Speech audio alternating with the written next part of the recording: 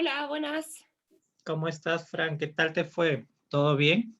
Ay, bien, sí, no, pues, no puse la cámara al tiro porque llegué hace poco del trabajo y de carrera a hacerme algo para comer y un poco corriendo, pero bien, sí, todo bien.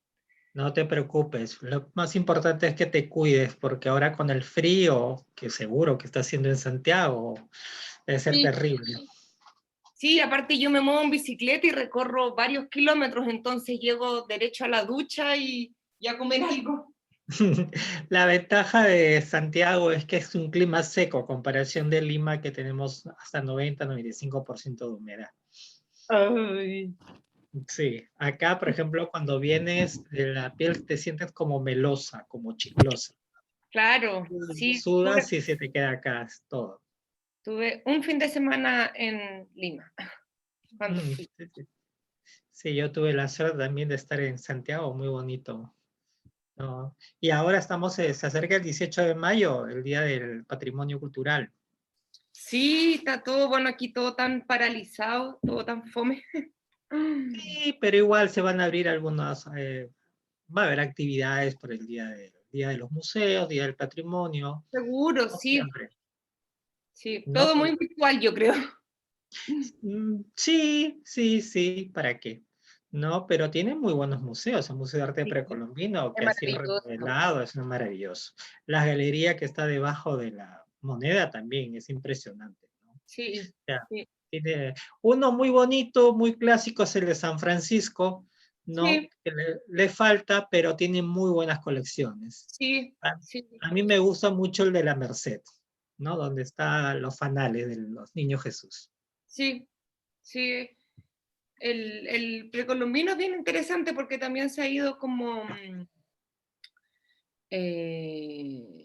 desarrollando como lentamente, saliendo un poco de este museo tan estructura inmóvil y como muy No, tradicional.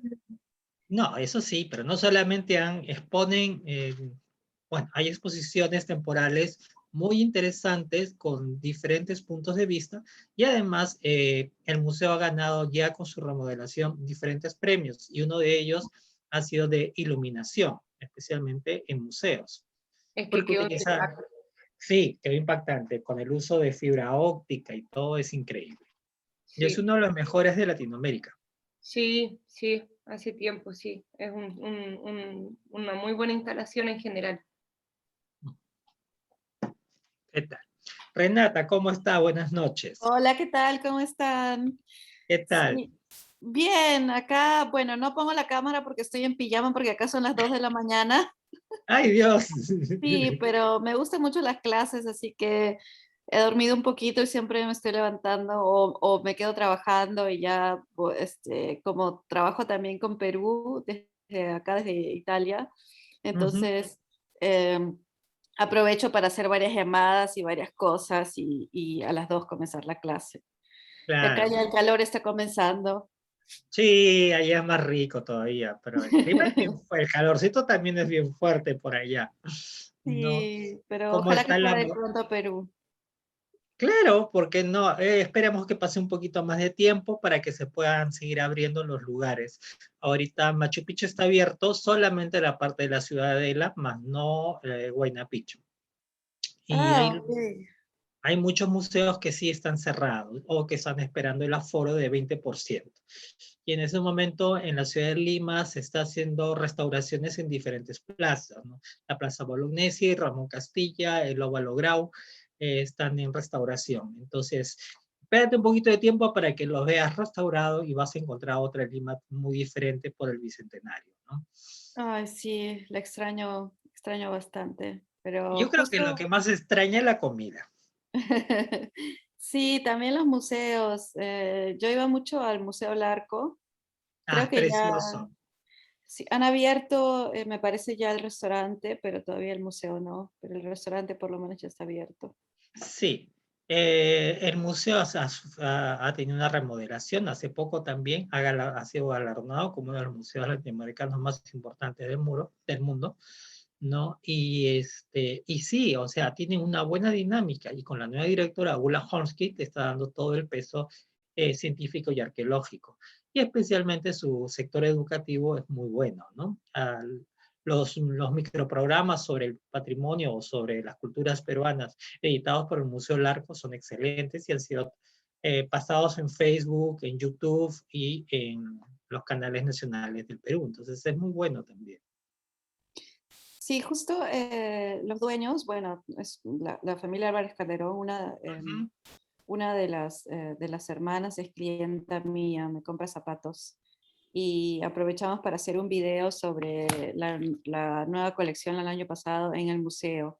Lo abrieron especialmente para nosotros cuando todavía era la cuarentena en Lima, ¿no? En mayo del año pasado creo que fue, o en junio, mayo, finales de mayo. Fue Es lindo. genial, justo para el Día de los Museos y toda la movida, muy bonito, ¿no? Y qué suerte que tienes, porque justamente Andrés fue uno de los promotores, prácticamente el que levantó el Museo Larco, ¿no? Porque antes solamente era, los pocos que conocíamos íbamos al Museo Larco, la mayoría se iba al Museo de Oro antes del escándalo en el 2000, y el Museo Nacional de Arqueología o el Museo de la Nación, ¿no? Y ahora ya prácticamente todo el turismo primero que va es al Museo Larco. Y Sí, de después, niñas, mis papás nos llevaban siempre al Museo de Oro y justo por ahí cerca estaba este restaurante Pabellón de Casa, creo que se llamaba. estaba, que claro, estaba al costado, pero también pertenecía a la familia Mujica, ¿no? Ahora el pabellón de casa ya no existe el restaurante, ¿no? Ahora es parte de la casa de la Íbamos familia. al museo de niñas y después al restaurante. Ujú. Sí, y el Museo de Oro es interesante porque además de su colección tan bonita y piezas únicas en la parte arqueológica, tiene la más grande colección de armas en el mundo. Por eso también Sí, Museo de y Oro del Perú y Armas del Mundo, ¿no? esa parte de armas, obviamente las partes precolombinas son hermosas y me encantan, pero las partes de todas las condecoraciones militares y todo eso me parece también súper interesante, cómo reinterpretan, eh, mm, cómo no sé si se puede llamar así como joyería militar, de pines y de menciones, de broches, cómo trabajan tanto también con esmalte, ¿no? Sí, es increíble. No solamente la acuñación, los esmaltes, el cincelado, el trabajo de la cera perdida, ¿no? Además también el aporte de la textilería, ¿no? Por ejemplo, el uso de fibras de oro, de plata para algunos bordados o aplicaciones de las medallas donde cuelgan, por ejemplo, es impresionante, ¿no? Pero lo que me impresiona también mucho es cómo en Perú, la parte, por ejemplo, de estos premios o medallas militares con esmalte y todo, se haga todo tan preciso en algunas cosas, pero eso, por ejemplo, ese tipo de trabajo no lo encuentro en otro sector. Parece que los militares tuviesen como su propio estilo de joyería o fábrica o no sé cómo llamarle. Es que claro, son solamente algunos orfebres que se dedican a eso y es a pedido, ¿no? Es Porque en más, Perú hasta los estuve buscando. no, no vas a encontrar. Solamente vas a encontrar anticuarios o gente que Pero ¿y tenga. quién los hace? ¿Quién hace ese trabajo? Eso sería interesante, ¿no? Sería interesante para hacer un buen trabajo de investigación sobre el tema. Ujú. Las condecoraciones pasan igual que las bandas presidenciales, por ejemplo, son hechas por ciertas familias que pasan de generación en generación. Ah, ok. Entonces es un poco complicado averiguar quién hace Es ese par trabajo. Entonces No, es un poco complicado averiguar quién hace ese trabajo. no, no es complicado. Ah, No, eso se puede averiguar. No, eso no hay problema. ajá. No, voy a ver si logro averiguarte un dato. Unos Ah, amigos ok. que me pueden dar mayor información en la parte restaurativa, en el Palacio de Gobierno y se ha hecho muchas obras. Ellos tienen conocidos con el Palacio de Gobierno y ellos son los que hacen prácticamente o los que mandan a hacer los ciertos trabajos a ciertas personas. Entonces por ahí puedo sacar algún dato interesante. De verdad que me ayudaría muchísimo porque estoy desarrollando lo de la colección Bicentenario y estoy poniendo algunos zapatos, unas carteras me falta la parte de joyería. Entonces acá estaba viendo en Florencia algunas cosas con esmalte y tengo algunas medallas militares acá que las transformé en anillo, pero el problema fue cuando el joyero en Lima no, parece que no se dio cuenta o no puso atención, no sé, y saldó el anillo en la parte que tenía el esmalte y obviamente el esmalte se derritió, ¿no? Entonces lo trataron de llenar después, pero sí se todo un cambalache, ¿no? Sí, eso sí también tienes que tener cuidado a qué orfebre lo llevas. Exacto. Extranjero, es muy bonitos en plata. Y lo que quería era que le acuñen la fecha y el año y la ciudad de acá, que era de Lima, en años anteriores. Y lo llevó al centro de Lima a una tienda de orfebre. Le malograron la obra. Sí, sí, es Entonces, muy complicado es que encontrar. tú sabes que acá no te dicen, yo no puedo hacerlo, sino por ganar un poco de dinero dicen, sí, sí puedo. Y después las consecuencias, ¿no? Sí, pero todo el mundo me pregunta por otros anillos que tengo que en Italia no le saldaron, o sea, era una medalla, pero no le saldaron el anillo, sino como que no puedo decir que le pegaron, pero parece que como si fuese algo de brea, parece como una plastilina dura, no sé cómo se llama el material, Una y resina unieron, podría ser. sí, y unieron un aro, ¿no? Entonces ahí obviamente el esmalte no se derritió y toda la gente me pregunta por todos lados dónde lo he comprado, quién lo ha hecho, cómo ha sido. Claro, pero como tú conoces, se puede sacar quizás un molde y se puede esmaltar y ponerle el aro que falta y se puede hacer, ¿no? Eso no hay ningún problema. Mm, Y acá acá en Perú, como en Italia, también hay muy buenos. sí, sería excelente si me pudiese conseguir el contacto, de ser Sí, posible. eso se puede conseguir. Por ejemplo, en cuanto a los uniformes, por ejemplo, utilizan botones de bronce, ¿no? Con el Con el escudo peruano. escudo. Sí, Ujú. y eso solamente lo consigue. Por ejemplo, hay una tienda especializada en eso.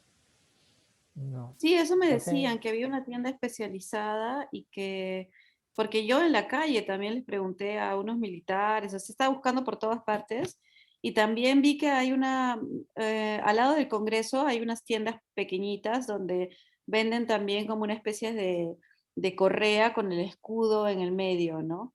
También dorado. sí, Pero nadie me supo decir bien sí, quién pero las hacía.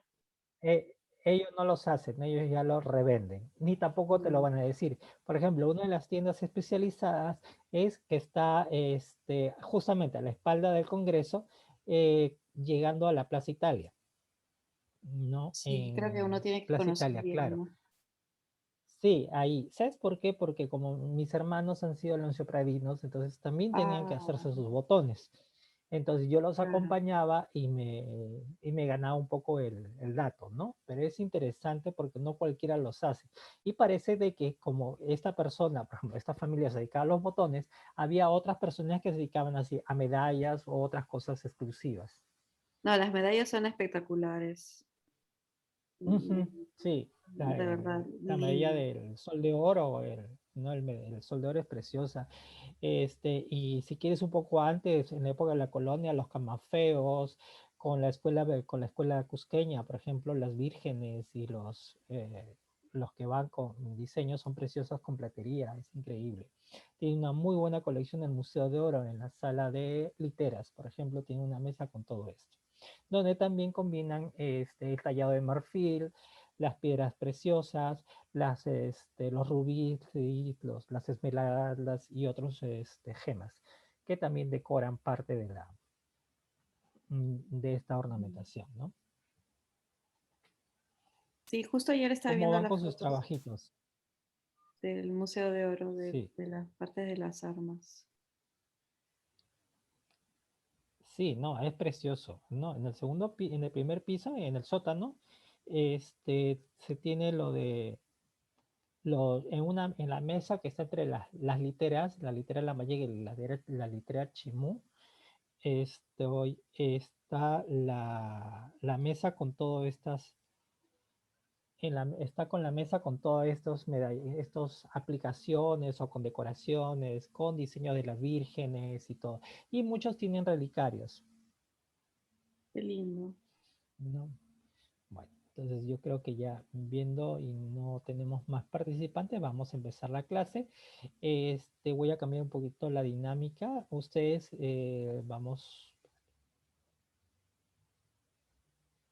lo que vamos a hablar hoy día es sobre las técnicas decorativas, no de todo lo que es la orfebrería prehispánica. Ya a partir de la próxima clase vamos a empezar a ir por estilos. Entonces les sugiero a ustedes que cada uno me escoja una cultura o una pieza de una cultura y me hable sobre la técnica un poco para que ustedes puedan entender y cómo se relaciona la técnica de orfebrería con, con los otros soportes materiales de las culturas, ¿no? Yo voy a hablar específicamente de diferentes culturas como la cultura chavín o el horizonte chavín, ¿no? Señalando, por ejemplo, Punturhuasi, los orígenes de Huayhuaca, Xiscayhumoco, voy a hablar un poco de Recuay, voy a hacer hincapié en la cultura Lambayeque o Sican, la cultura Chimú, ¿no? Obviamente que en el horizonte medio la cultura Wari o la cultura Inca, ¿no?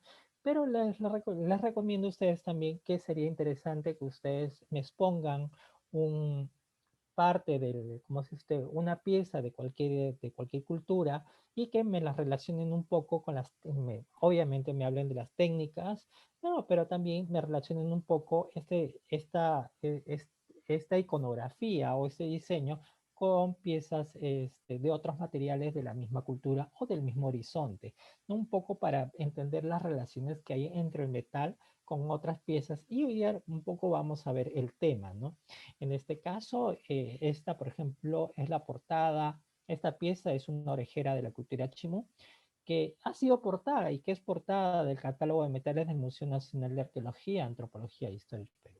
Es una pieza muy interesante porque es un disco de orejera llano, liso, en la cual tiene un ave ensamblada. ¿No? Ensamblada porque está hecha en varias partes, unidas mediante soldadura, ¿no? Tiene repujado, recortado, calado. eh, Tenemos también lo que es el embutido, ¿no? El punteado y el cincelado, ¿no? Pero además, alrededor del disco de la orejera tenemos el embutido para realizar las esferas unidos a este hilo que está hecho por trefilado. Entonces, vamos a ver diferentes técnicas. Ya hemos hablado de las técnicas de manufactura, ¿no? Y hoy día vamos a hablar sobre las técnicas de decoración, que a veces, por ejemplo, el embutido también puede ser una técnica de manufactura como también de decoración, pero en este caso lo voy a poner en técnica de decoración. No, uno de las primeras datos, o siempre que vemos una pieza, es ver el diseño. ¿Qué cosa está hecho? ¿Para qué está hecho? Y la mayoría de nuestras piezas orfebres tienen dos ideas. Uno, de uso utilitario que vendría a ser para el pueblo, las herramientas, por ejemplo, y las piezas elaboradas que simbolizan un estatus o iconos de poder o iconos simbólicos religiosos, y para lo cual se debe plasmar estas ideas en la placa de metal. Y para hacer esto, pues bueno, tenemos que tener una idea preestablecida y tenemos que plasmarla en el metal. Entonces, para cualquiera de todas estas técnicas, a excepción, bueno, igual que la cera perdida o el vaciado, tienes una forma preestablecida para poder vaciar el metal y siempre todo nace de una idea o de una necesidad, ¿no? En las herramientas, por ejemplo, van a ser necesarias de acuerdo a la materialidad que van a trabajar. Tienen que ser mucho más duras o con puntas diferentes, por ejemplo, para el trabajo de agricultura o el trabajo de la piedra, y el trabajo de metales va a ser totalmente diferente. Entonces también hay que tener en cuenta eso. Por ejemplo, para los textiles también se utiliza mucho para el bordado las agujas. Es mejor utilizar, por ejemplo, agujas de oro, por ejemplo, de las aleaciones de oro y aleaciones de plata que también se usa. Y obviamente para el pueblo se utilizan mucho más las de cobre. También habían piruros que eran vaciados con diseños cincelados de diferentes formas y técnicas y que se utilizaba para hacer el hilado, ¿no? Para formar de la lana de los camélidos, de la llama, la alpaca, el guanaco, y transformarlos en fibras, en hilos, para poder hacer los telares o los textiles, ¿no? Posteriormente. Entonces, ¿cómo se hizo el trazar? El trazar es José, delinear, oye, dígame, ¿te puedo interrumpir un poquito? por favor, dígame lo que quieres, lo que Es que, necesites. bueno, yo como revisé la clase anterior Ujú. eh, eh, desfasada y la anterior que me salió un poquito antes porque estaba con un dolor de cabeza, tenía algunas preguntas anotadas y a Pero propósito, dímela, por favor. no, y Tienes... justo a propósito de lo que tú estás hablando, yo no, o sea, no tengo mucho vínculo con el tema de los metales, Ujú. entonces, a propósito de la última clase, y como que prefiero interrumpir el tiro que estás hablando de este mismo tema, en este tema de la diversidad de productos, accesorios, artefactos que son elaborados en metal, ya está evidente distinción entre aquellos que son de uso doméstico, por decirlo así, como tú estás diciendo, por lo general parece que son herramientas, de todos estos otros accesorios que son de prestigio o de uso ritual, aparte de las herramientas en lo que es como de uso doméstico, ¿qué qué otros elementos tenemos en metal?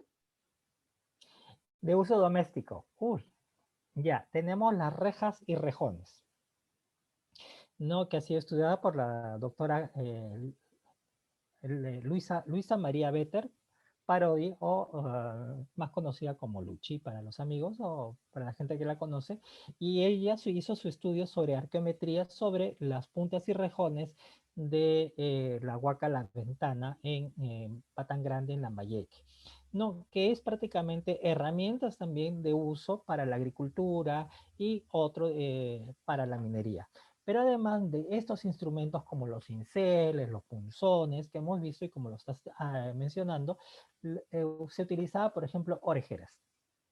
Y las orejeras también habían de madera, ¿no? Y también habían de metales, habían de aleaciones de cobre, como también de plata, pero también no va a ser para cualquier persona, sino también para cierto estatus, para ciertas personas que tienen cierto estatus, cierto vínculo o cierto poder dentro de la sociedad, ¿no? Otro de los elementos que más se utilizan es las paletas de calero, ¿no? Que son para el uso del consumo de alucinógenos, como para aplicar la cal en el bolo de la coca o también para aspirar, ¿no? Como las tabletas de Rapec en San Pedro de Atacama, ¿no? Pueden ser de plata como de cobre. Especialmente las aleaciones de cobre y de bronce son utilizadas para el pueblo. Otro instrumento que se puede utilizar, porque lo tiene en el pueblo, son muchas veces pinzas de bronce. También hay pinzas de plata y pinzas de oro. Otro elemento ritual, o bueno, común, discúlpame, también es que nos faltan evidencias para poder encontrar, ¿no? Relacionar. Una de las evidencias es que, por ejemplo, hasta el momento tenemos la idea de que los crisoles han sido vertidos. Tú sabes que no se puede cargar ni agarrar con las manos porque nos quemamos, están altas temperaturas, y se utiliza mucho, algunos afirman que huesos de taruca, otros afirman que también podría ser ramas verdes, ¿no? De acuerdo, porque en este momento, antes de la conquista de los españoles de América, no se conocía el hierro. Más que nada se conocía el mineral del hierro, como la hematita y la magnetita, pero no se utilizaba el hierro propiamente dicho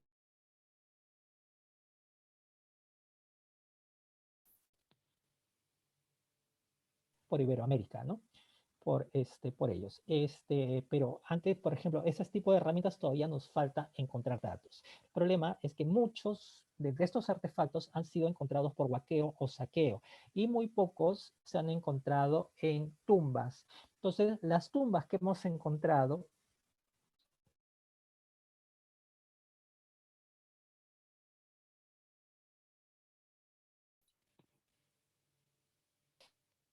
o con orfebrería, ¿no? Por ejemplo, en Rinconada Alta se han encontrado al costado de los difuntos, gente del pueblo, por decirlo así, instrumentos de madera, instrumentos de cobre y bronces, ¿no? Que estaban relacionados con las técnicas de orfebrería y de textilería metido en chuspas. Pero también en muchos lugares, en muchos entierros, se han encontrado también placas de metal, pero más que nada como un objeto ritual, no de un objeto cotidiano, ¿no? Por ejemplo, a veces dentro de la boca o amarrados en la mano o cubriendo los orificios.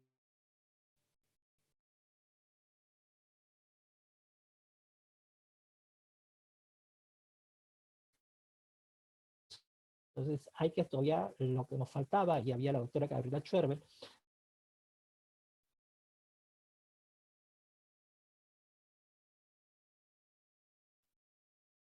y de los Sí, objetos para poder determinar justamente cuáles eran los de uso cotidiano. sí, a veces se va la conexión.